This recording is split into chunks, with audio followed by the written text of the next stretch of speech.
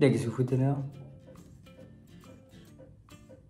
Qu'est-ce que vous foutez là? Chez moi en plus maintenant. Non mais ça va pas mal quoi. De mieux en mieux. Bon bah maintenant que vous êtes là. Quoi? Tu veux assister au Smith tomate? Reviens. Bah pourquoi faire? Ah ouais. Toi aussi tu se mets. Ah, je pensais que j'étais le seul à faire ça.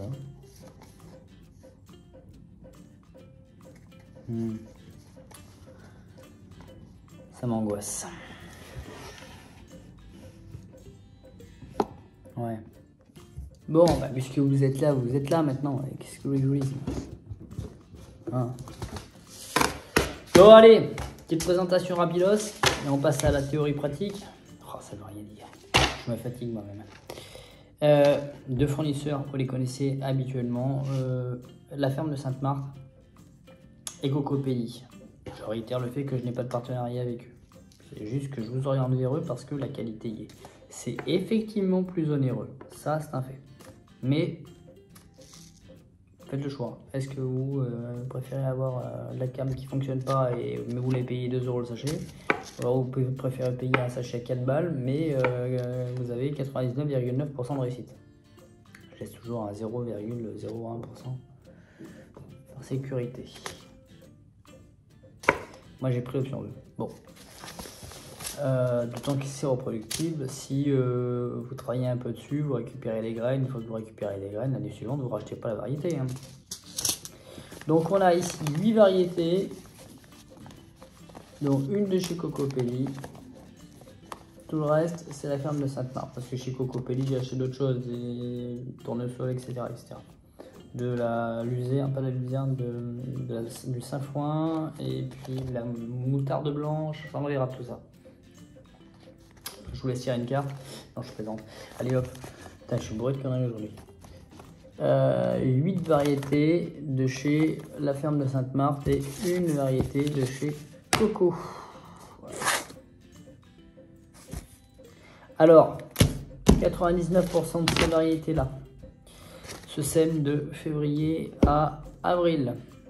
J'essaie de faire un format un peu court, hein. Donc la cadence va être plus rapide. La récolte se fait aux alentours de juin à septembre, ça dépend de la variété naturellement. Donc, tomate cerise, vous avez la Blue Cream Berries. J'ai un anglais merveilleux pour en avoir des origines en plus. Voilà. Donc chez Coco, vous l'avez vu, hein, Primary Colors. On a la tomate Evergreen, qui a un rapport avec les Simpsons. Enfin bon, voilà. Tac. Vous avez la Bratz Atomic Grape. Alors, j'ai pas de photo. Je vous laisse zioter sur un intranet. La beefsteak, tout le monde la connaît, il n'y a pas de souci. La petite poire rouge, parce que mes petits loulous, ils adorent ça. La tomate Liguria. Ça va être impeccable pour vos coulis de tomates, bolognaise et tutti quanti. Voilà. Et la dernière, la Berkeley Tie-Dye Pink. Pink, parce qu'elle est rose. De tête, il me semble. Enfin, en tout cas, il n'y a pas de raison qu'elle ne porte pas ce nom. Enfin, qu'elle soit pas rose, c'est porte pas ce nom. Donc, on va voir comment on fait. Eux, ils préconisent le SMI en poké. On voit ça généralement sur tous les machins. Voilà, technique du SMI en poké au godé. Hein. Je sais pas si vous allez le voir là. En poké, en godet. Je sais pas si ça est écrit à l'envers. Je me souviens jamais quand ça filme. Moi, je fais pas ça. Je fais pas ça, vous le savez bien, et ça fonctionne très très bien d'ailleurs. Comment je fonctionne, vous le savez. Je fais tout en ligne. Je sème. Bref, de toute façon, même si dans l'eau il y en a qui sont le pouvoir germinatif est parti, c'est pas grave, on s'en fout. Il y aura assez de techniques. L'objectif est de nourrir 7 personnes. On est sur un jardin nourricier de 7 personnes. là, l'objectif, c'est 100 plans à peu près. 110, 90, 90 à 110 plans. Plutôt partir sur 110 par sécule. Mais voilà. Allez, top départ, on y va. On va prendre ce qu'il nous faut, c'est-à-dire terreau, caisse donc terrine, préalablement trouée, hein, pour que l'eau s'évacue. Il faut un petit spray, si vous avez ça. Je ne sais même plus si j'ai ça, moi. Sinon, il faudrait quelque chose de léger, hein, pour éviter que les graines s'envolent ou s'écrasent trop en profondeur. Et puis, top départ, hein, et puis de quoi noter avec des petites étiquettes, ou vous les faites vous-même. Le problème des étiquettes en carton, c'est que par capillarité avec l'eau, quand vous allez arroser, ça va monter, ça va faire baver votre écriture. Vous aurez pu l'écrire dessus. Donc, vous avez l'autre option sur le polystyrène, ce qui va être le cas pour moi. Vous n'avez qu'un cure-dent et vous collez autour une étiquette avec le nom de la variété que vous plantez dans le polystyrène face à la ligne. Allez, c'est parti, on y va. Bon, alors on fait naturellement le point inventaire. Et oui, de toute évidence. Alors, qu'est-ce qui va se passer? Qu'est-ce qu'il nous faut? Qu'est-ce qu'il nous faut réellement? Il nous faut, naturellement, vous l'avez compris, du terreau semis. Hein? Habituellement, vous savez tous que j'ai mes petites habitudes chez une grosse franchise qui commence par Beau et qui finit par Ic. Voilà. Parce que tout est en bio, voilà. Sauf que là, je me trouvais à ce moment-là à côté de Jardiland, donc j'allais pas aller. Clermont-Ferrand étant devenu pire que Paris, si vous voulez pratiquer, je vais pas aller m'amuser à mettre 1h30 pour faire 2 km. Donc, grâce à notre super maire socialiste, Olivier Bianchi, qu'on adore et qu'on embrasse, et qu'on le rassure parce que bientôt, il ira en repos. Revenons au sérieux. Donc, terreau, semis, bouturage et repiquage. Voilà. Donc, ce terreau est français. Bon, faites ce que vous voulez après. Hein, sur le politique, sur votre sensibilité, sur ce que vous voulez, vous faites ce que vous voulez. Hein. Il y en a qui s'en foutent complètement d'acheter ça chez Lidl ou Leclerc. Même si ça vient du fin fond de l'Espagne et que c'est dégueulasse. Et d'autres, d'autres sont beaucoup plus rigoureux. Bon, moi j'ai essayé de trancher. D'habitude, je fais toujours un terreau en bio pour être 100% en bio sur le semis, sur le terreau, etc. Là, comme je vous l'ai expliqué, c'était voilà, avec les travaux et tout, c'est plus possible dans cette ville de circuler. Donc, j'ai été au plus court. Donc, j'ai quand même pris un truc pas trop deg. Il n'est pas effectivement bio, mais il est fabriqué localement, enfin, fabriqué en France à échelle locale, donc sur 400 km. Enfin, moins de 400 km, non mais c'est très bien de nous dire ça, sauf que moins de 400 km à partir d'où, on ne sait pas. Bref. Qu'est-ce qu'ils nous disent? Un peu plus. Parce que moi, enfin bon, une vivo, ça fait très espagnol hein, quand même. Hein. Très espagnol ou italien.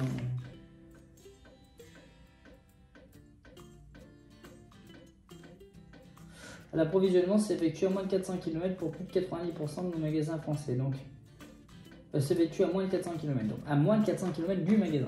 Ok. Enfin bon, on est à Clermont-Ferrand, si on veut faire 400 km, on peut être en Suisse. Hein. Bon, enfin, tout va bien. Tout va bien. Ouais, il n'y a rien de... On est sur de la tour de Feigne. Feigne, je vais y arriver. Fibre de coco, ouais, tout ce qu'on veut, quoi. Sable, tout ce qu'on veut.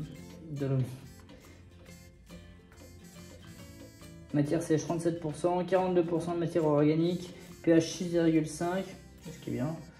Voilà, il y a un peu d'engrais, organo-minéral, j'ai pas venu, c'est une catastrophe. Ah oui.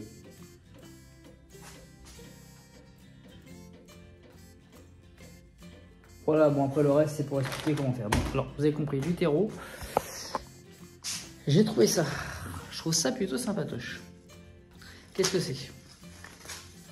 Alors, Effectivement, vous pouvez faire ça avec utiliser des petits morceaux de bois, vous avez dans la nature. Moi, c'est juste que je suis en pleine ville, en métropole, il n'y a pas de bois partout. Enfin, c'est pas si accessible. Je vais pas faire 1 heure de bagnole pour aller dans la forêt, quoi. Donc, pour 2 €, hein, ça nous fait 10 lamelles. Donc, vous avez compris, ces lamelles servent à inscrire le nom de la variété. Il n'y a pas de capillarité en toute logique. Ça devrait fonctionner. Il nous faut donc un élément pour renommer votre produit, enfin votre ligne. Un pulvé. Le prix de cet engin coûte aussi cher à Jardiland qu'il ne le coûte chez Leclerc. Véridique, je viens de le vérifier ce matin. Donc c'est-à-dire 4,95 € chez Leclerc et 4,80 € chez Jardiland. Pourquoi un pulvé?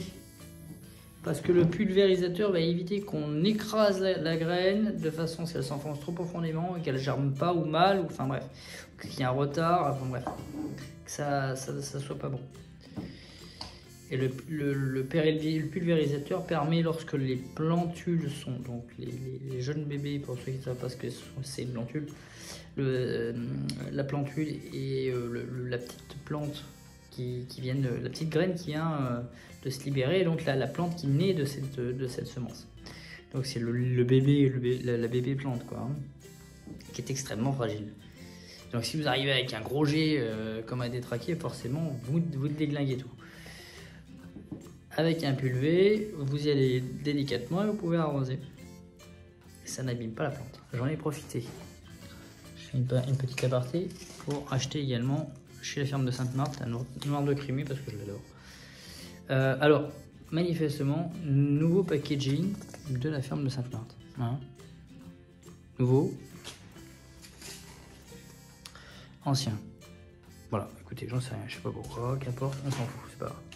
Et il vous faut naturellement, vous l'avez compris aussi, je fais vite parce que le temps passe très vite. Il vous faut, tac,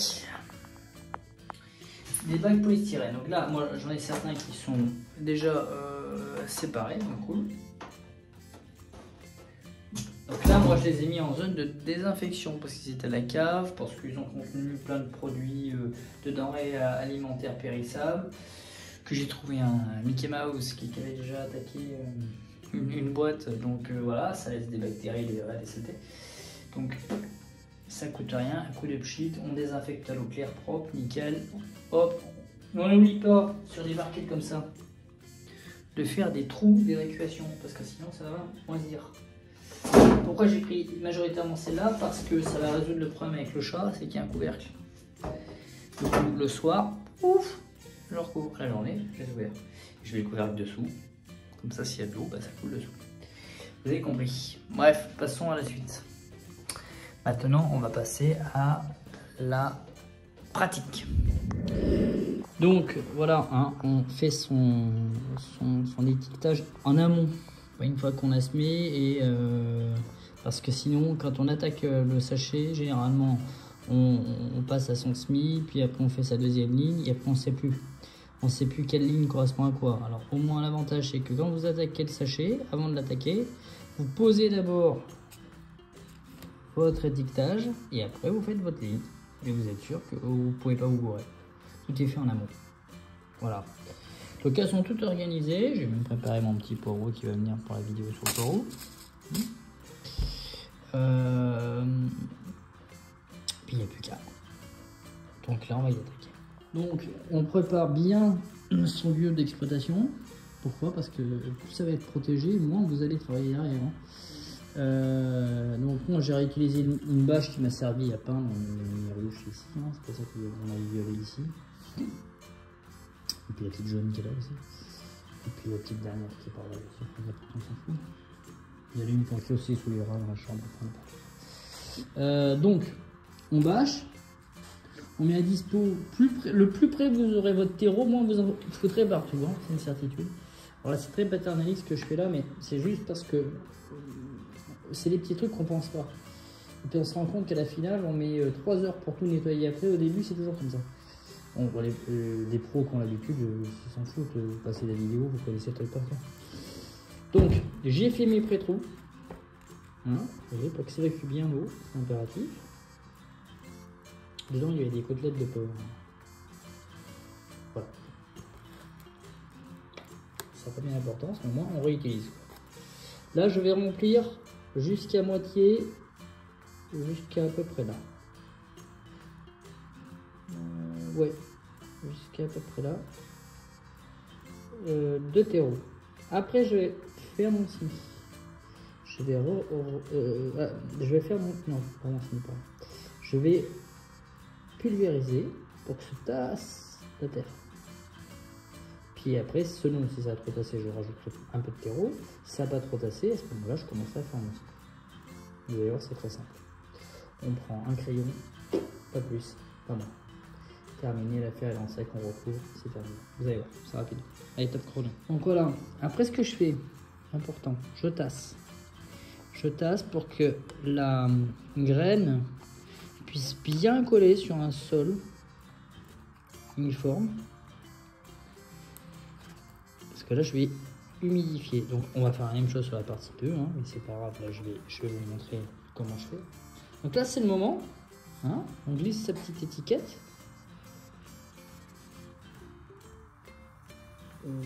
Plutôt ici en fait, je vais vous expliquer pourquoi. Parce que si je les mets comme ça face au soleil, il faut que rien ne les empêche au niveau de la lumière. Et en plus de ça, on aura la vue directe. Donc là, tac, on arrive, on mouille une première fois. Ouais, mais il faut que si je pompe pas. Alors vous pompez bien. C'est marrant ça. Voilà. Ce qui fait que nos graines vont arriver sur un sol déjà humide. Ça va tranquillement se faire. Voilà. C'est même limite, hein. Il faudra limite presque un peu plus de terreau. Mais ça va le faire. Et donc pareil pour ici. Donc on équilibre bien tout. Tac. Attends, si je cadre pas, ça va pas marcher. Tac. Voilà, vraiment cette année c'est avec les moyens du bord. C'est en mode comment faire un SMI pour pas cher quoi. Mais alors vraiment là, je peux pas vous relever moins cher. Hein. C'est-à-dire de la récup en termes de terrine, on tasse même pas avec une calandre, on tasse avec une boîte d'allumettes, c'est des grands n'importe quoi. Tac tac tac, pareil, même processus. On va étiqueter. Notez bien, enfin moi je le fais, notez bien quand c'est des tomates cerises. Parce que ça vous permet de vraiment les différencier. Parce que quand elles vont en pousser, elles seront toutes pareilles. Elles auront toutes la même tête. Hein. Vous ne ferez pas la différence entre une tomate cerise. L'avantage de mettre l'étiquette dans ce sens-là, c'est que vous mouillez moins l'écriture. Voilà. Donc c'est suffisant. Et on va passer à la suite. Donc qu'est-ce que je fais? Je prends un crayon de papier, c'est très bien. Et je fais juste un léger... Comment dirais-je? J'appuie légèrement quoi. Je veux pas, j'y vais pas comme un détraqué quoi. Légèrement juste pour avoir un marquage en fait. C'est juste ça. Hein, on voit que voilà, c'est ça humidifie en surface, hein, pas en profondeur. C'est pas ce qu'on cherche à faire. On cherche pas à humidifier le terreau complet parce que de toute façon les jeunes radicelles vont pas se produire dans la millure qui va suivre. Hein. Voilà. Là, je me suis laissé un espace au milieu au cas où. Après, qu'est-ce que je fais? J'ouvre mon sachet proprement, pas comme un goré. Pourquoi? Parce que les années suivantes, vous allez peut-être en avoir besoin pour que ça soit classifié propre. Après, je prends un papier blanc. Très important le papier blanc. Parce que les graines, c'est petit, vous les voyez pas, surtout les graines de tomates. Il y a plus petit encore, mais les graines de tomates, ça se voit pas. Donc, et je verse une partie de mon sachet sur le papier blanc, comme ça je les vois. Et là, ça me permet, hop, je les prends une après une, et tac, proprement. Je laisse, voilà, quelque chose comme ça. Hein. De toute façon, après, vous allez les repiquer. Hein. Alors pas dans l'immédiateté, hein. Donc on pense bien au fait quand même qu'il faut qu'elle puisse respirer entre temps quand même. Qu'elles aient leur petite indépendance Montessori. Voilà, voilà. Tac. Le mec il fait pas de politique. Oh, un peu d'humour dans ce monde de brut. Je critique rien, mais il faut dans chacun fait mieux. Mais ça m'empêche pas de penser. Donc voilà, on fait s'aligner, tranquillou, bilou. Là on a, hop, alors là on a un Gaulois réfractaire qui est notre super président, qui lui risque de mettre un peu plus de temps. Ah. Voilà. Tac. On met des petites politiques.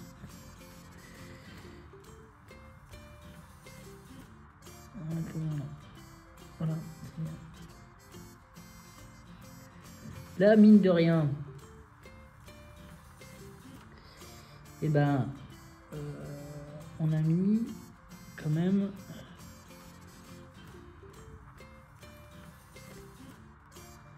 là l'avantage de pas trop les serrer, c'est que quand elles vont pousser, vous allez pouvoir les laisser tranquillement pousser à un moment. Hein. Alors par contre la tomate ça produit de la radicelle à mort, hein. Ça veut dire que ça va très très vite. Hein. Vous avez un petit plan haut comme ça, vous avez le double large en dessous qui est en chignon. Hein. Donc ça s'étouffe très vite. Hein. C'est pour ça que ne vous précipitez pas à faire des semis janvier comme à détraquer ou février. Ouais, j'aime bien ce mot. Parce que c'est inutile. La tomate va super vite. Voilà. Là, qu'est-ce qui se passe? Bah oui, qu'est-ce qui se passe? Donc là, on a combien de pieds? On peut les calculer si germent tous. Hein, s'ils ont tous un pouvoir à 100% de germination. Ce qui est probable hein, avec la forme de sapin. 1, 2, 3, 4, 5, 6, 7, 8, 9, 10, 11, 12, 13, 14, 15, 16, 17, 18, 19, 20. On a 20 pieds déjà. On est sur un objectif de 100. Ça veut dire qu'on a déjà fait un cinquième et on a 9 sachets de tomates. On est largement bon. Il peut y avoir un pouvoir de germination qui ne fonctionne pas sur plusieurs graines, c'est pas grave. On revient tranquillement avec notre terreau. Et alors là, on saupoudre. Hein. On n'y va pas comme j'aurais dit. À détraquer, vous l'avez compris. Tac, juste pour recouvrir la tranchée comme en 14. C'est pas grave. Moi je peux me permettre toute ma famille d'éviter donc. Mais c'est pas marrant non plus. Non, je dis ça, et en plus j'ai beaucoup de respect pour l'histoire et pour nos soldats. Tac, tac, tac, tac.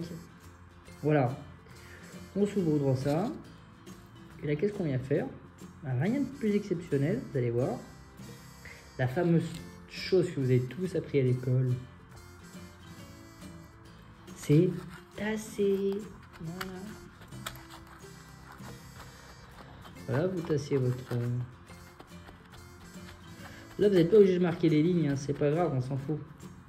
Parce que vous allez arroser complètement le truc en entier, c'est tout. Si vous voulez vraiment marquer la ligne, faites-le. Mais... Alors, vous tassez pas trop, hein, parce qu'il faut que ça sorte. Hein.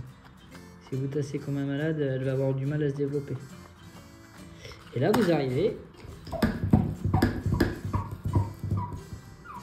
Hop, on y va.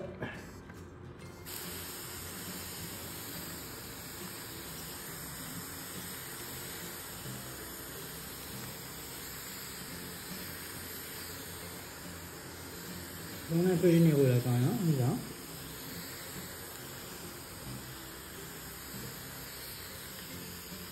Il faut que ça aille jusqu'à la graine. Et là, notre graine va rentrer en contact. Allez, ça suffit. Elle va rentrer en contact avec la terre. J'en ai mis. Voilà mes loulous, je fais la suite. Et puis je vous filme tout ça. Bon, on n'est pas loin de la fin. Voilà. Ça donne, on les voit bien, hein, les petites grainounettes là.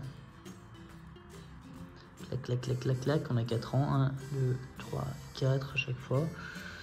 Voilà, donc ça fait à peu près une vingtaine de graines par variété. On a 9 variétés. Ça va faire du monde, quoi, en fait. Alors bon, je pense que tout ne va pas... Tout va pas se développer, on verra bien. Mais si tout se développe comme c'est généralement le cas chez la ferme Sainte-Marthe, ça va faire de la tomate. On verra bien. On verra bien de toute façon. Faut tenter et puis c'est tout. Voilà, donc là, hein, une fois qu'on a fini cette partie-là, surtout pas mouiller là. Parce que là, avec la pression, vous allez faire décoller la graine, elle va se barrer. Et vous allez courir partout après. Donc là, léger, hein, juste en surface. Mais alors, c'est vraiment juste en surface.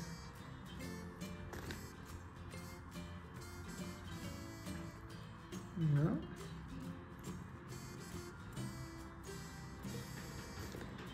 Comme ça, tac, tac, tac, ça suffit.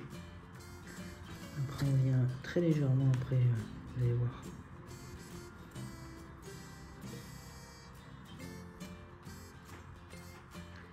Tac.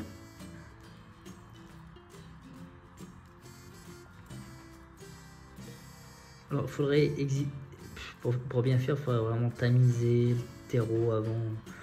Voilà, bon, on le fait pas, il n'y a pas mort d'homme. Ça va marcher. Hein. Voilà, on vient, hop.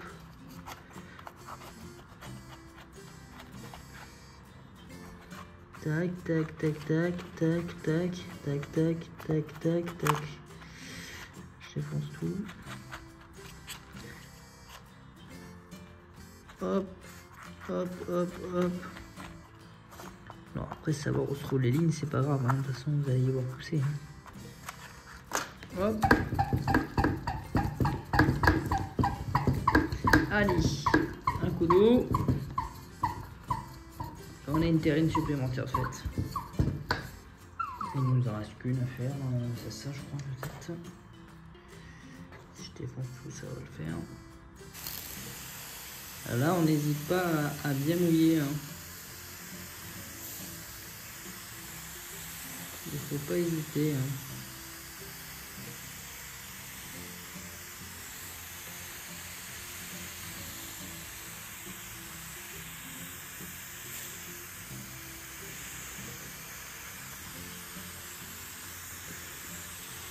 Voilà.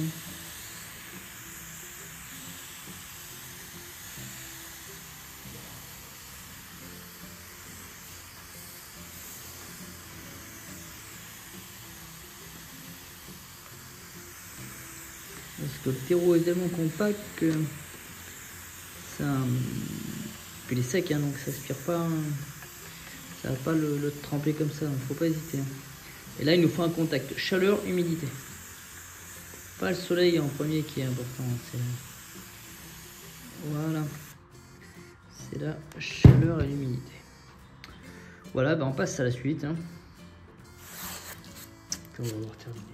Il reste 1, 2, 3 variétés, une tomate cerise poire, un noir de Crimée, et la dernière je me souviens plus là, c'est la Primerie Color, je crois que c'est ça.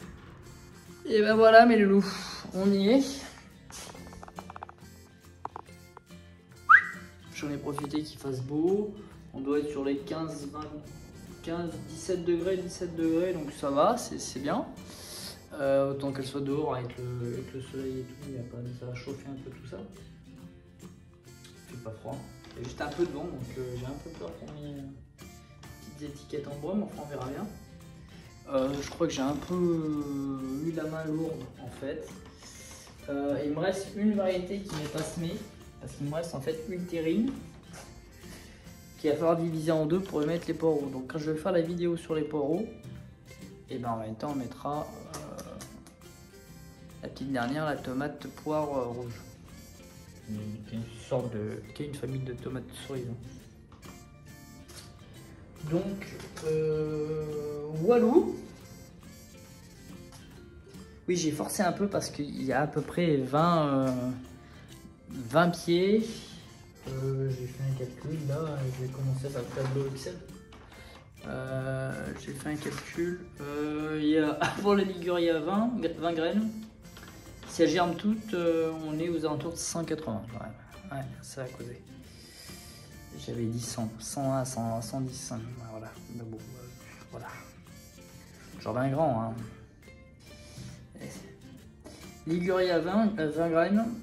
La deuxième tomate cerise, la Blue Cream Berries, 22 graines. La beefsteak, il y a eu 20 graines de semé. La Berkeley, il y en a eu 21 graines. L'Evergreen, 21 graines. La Bratz Atomic Grape, 22 graines. La Primary Colors de chez Coco Pelli, 26 graines. Pourquoi j'ai mis un peu plus de graines chez Coco? Parce que chez Coco Pelli, il y a un... Enfin, moi, selon l'expérience qui est la mienne, le taux de germination est un peu moins bon. Un peu moins bon. Pas de beaucoup. C'est bon quand même, hein, attention. Hein. Mais je trouve que... Alors voilà, est-ce que c'est un coup de malchance? J'en sais rien, c'est possible. Je dirais que le taux de germination est bon à hauteur de 90% quoi, chez Coco. Et chez Sainte-Marthe, je dirais 99,9. Voilà. J'ai une seule fois en 10 ans de jardinage presque une seule couille quoi. Chez Coco, il m'est arrivé que la moitié du sachet à peine levé. Ça m'est arrivé. Rarement, mais ça m'est arrivé quelques fois. Donc j'ai préféré être un peu plus lourd. Bon, bah, s'il y a des 26 graines, il y aura 26. Hein. Elle est très belle cette tomate en plus. Et la noire de Crimée, 22 graines. Voilà. Donc on va faire les stats de tout ça. Tranquille au bilou. Et puis bah tout le reste va venir, hein. La suite va se faire. Mais bon, voilà. Le gros du gros est fait. Maintenant vous savez tout sur la tomate. Enfin du moins, tout comment ça met vos tomates. Donc pour la suite, bah, c'est toute la question. Idéalement, si vous avez une petite serre pour l'extérieur, c'est top. Hein, la nuit, rentrez-les, hein, parce que on n'est pas hors période de gelée, hein, tout est possible. Hein. Donc la nuit, rentrez-les. Ça, c'est la période un peu chiante où il faut sortir dehors pour qu'elles aient assez de lumière pour éviter qu'elles filent. Et en même temps, il ne faut pas les laisser trop dehors. Du moins pas la nuit, parce que si vous les laissez la nuit dehors, ça risque de geler, et puis même les températures vont tellement être inférieures qu'elles ne vont pas aimer. Donc le soir, en rentrant du boulot, c'est un exercice, il faut ramasser, et puis le matin, avant de partir au boulot, il faut sortir. Voilà.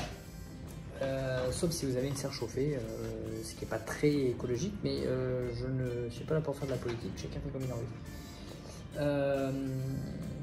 Donc voilà, moi ce que je vais faire, c'est les mettre au maximum devant là parce que je vais bouger mon meuble. Parce qu'un appartement, c'est pas très simple. Je vais bouger mon meuble. Et puis au maximum, quand je peux, les mettre sur le rebord. Pour qu'elles profitent à 100% du soleil. Pour qu'elles aient un contact direct avec le soleil. Ça va être hyper important pour elles. Voilà. Après, si vous avez par-dessus celles qui sont bien en plastique avec la petite cloche transparente, c'est bien. Ça, une année, j'en avais. Je sais pas ce qu'elles sont devenues. Ça allait super bien pour lever. Voilà mes loulous. Pour la suite, vous gardez toujours le terreau bien humide jusqu'à ce que ça lève. Toujours le terreau bien humide. Une fois que ça a levé, vous arrosez, mais enfin vous inondez pas, hein, bien sûr.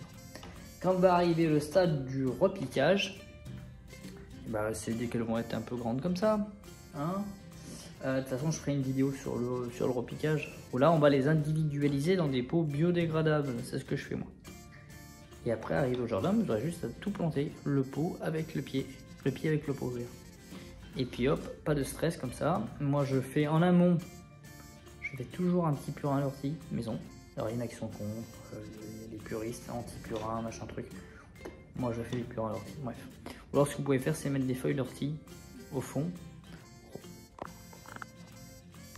Vous recouvrez par-dessus avec un peu de terre et après vous mettez jamais vos racines en contact direct avec des feuilles d'ortie, ça risque de chauffer. Donc voilà. Et puis en avant, après vous laissez faire, vous arrosez un coup et vous évitez de trop les habituer à les arroser tous les jours ou tous les 2 jours.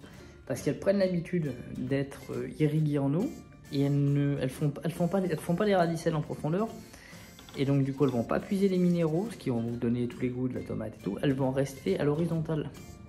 parce qu'elles vont avoir l'habitude d'avoir l'eau en permanence à hauteur. Voilà, faut les faire un peu souffrir malheureusement, mais ce n'est que pour avoir de bonnes récoltes.